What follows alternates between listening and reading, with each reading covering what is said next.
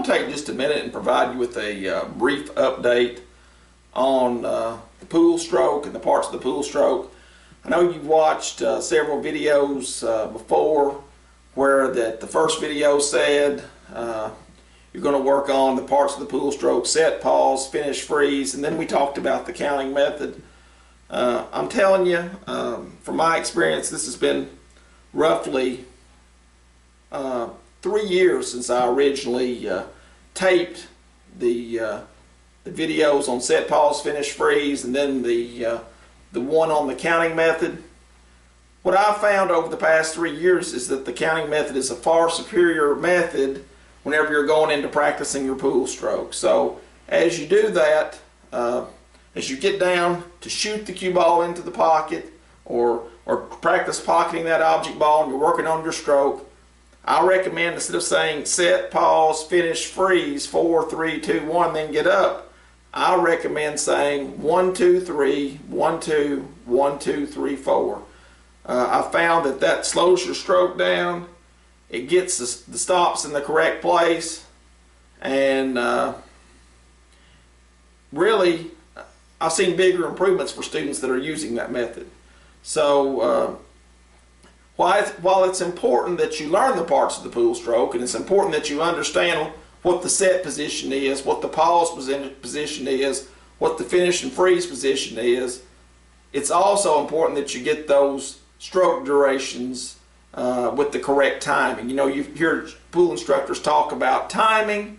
Well, timing is very important, and the 1, 2, 3, that's your set. That allows your eyes to focus on the target. As you pull back and you go to the 1, 2, that gives you a nice pause in your backswing and allows for a smooth transition to the forward swing. And then as you finish, you're counting 1, 2, 3, 4, and you're making sure that you're staying down on the shot, that you're following through, and then you're assessing how you did. Did you miss off to the left? Did you miss off to the right? Did you deliver a perfectly straight stroke and do everything that you wanted to do? Did your cue tip go down to the bed of the table, or did it go up into the air? Because if it goes up into the air, then that tells me that you're dropping your elbow, and that's a major problem. But I did want to point out that any of the stroke drills that I've talked to you about, I recommend that you start using the counting method, and I think it's going to improve your game a lot.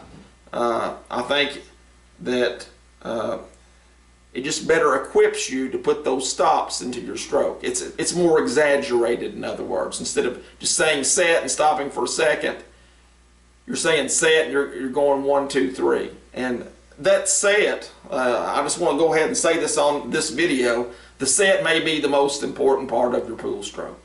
Getting that good, crisp stop at the beginning.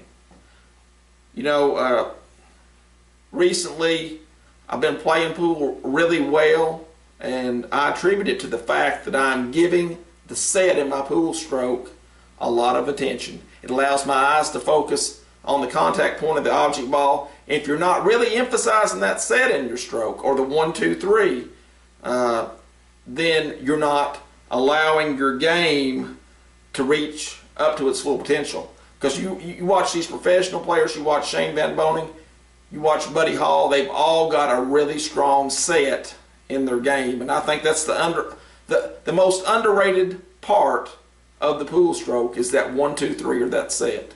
And again, as you're practicing 1, 2, 3, 1, 2, 1, 2, 3, 4, that's the practice durations. In a real game, you may only get half that.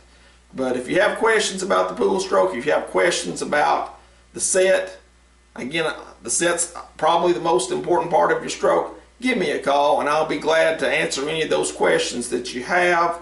I wrote an article recently, it's called The Set Standard, because I think the set is just that important. People are not emphasizing the set in their pool stroke, and it's really hurting their game. But those that are, they're seeing big results. So again, give me a call, shoot me an email. Be looking forward to talking to you very soon.